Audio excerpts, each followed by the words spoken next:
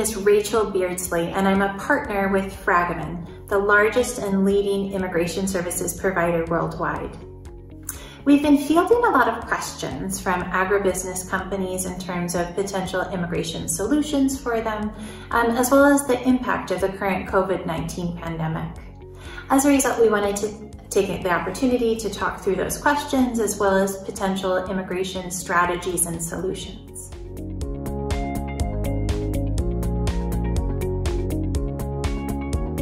So the COVID-19 pandemic has had a significant negative impact on agribusiness companies, as currently those companies are not able to bring new talent into the US on work visas.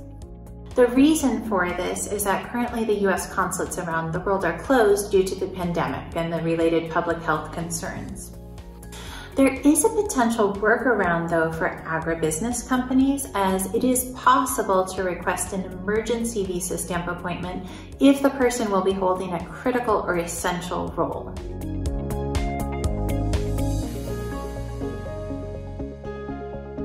We also see many questions related to the TN visa. So originally formed under NAFTA, the TN visa is available to Canadian and Mexican nationals in certain occupational categories. So in order to qualify for the TN, the individual must be offered a position in the United States that falls under one of the TN categories, and he or she must have a bachelor's degree in a field of study that's related to the role.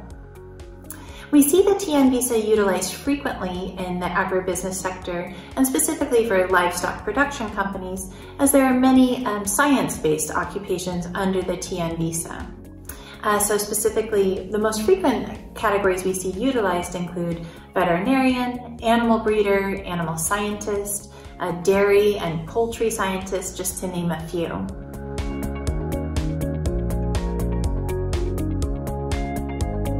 The TN visa is different from seasonal or intermittent visas because it is available for full-time employment in the United States. So it can be approved for up to 3 years and extended in 3-year increments. This is different from the seasonal visas. So the H-2A visa is the seasonal agricultural visa. So that could be for seasonal or intermittent work, such as providing support harvesting crops. The H-2B visa is for non-agricultural positions, and so this would be for seasonal or intermittent work in forestry, for example, or conservation work. It could also be used for seasonal landscaping.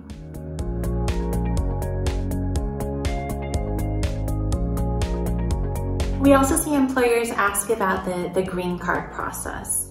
And in the agribusiness sector, most frequently we see the employment-based green card process used for talent retention of key and important employees. The employment-based green card process is a 3-step process, and the first step involves a test of the US labor market and a related labor certification or PERM application filing with the Department of Labor. The remaining 2 steps are filed with the Immigration Service.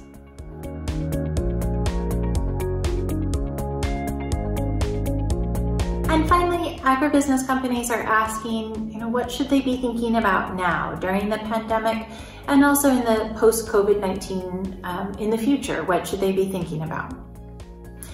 We certainly appreciate all the hard work that agribusiness companies are doing in terms of feeding American families and continuing to maintain the food supply chain. And this is really critical work.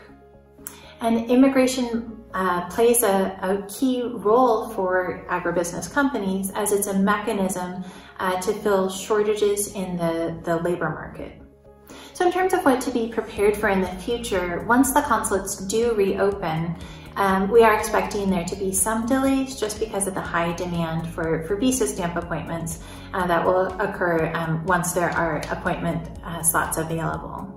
So we hope that you have found this informative and appreciate you taking the time to join us. If you do have additional questions, please reach out to your Fragomen professional, or you can email us at knowledge@fragomen.com. Thank you.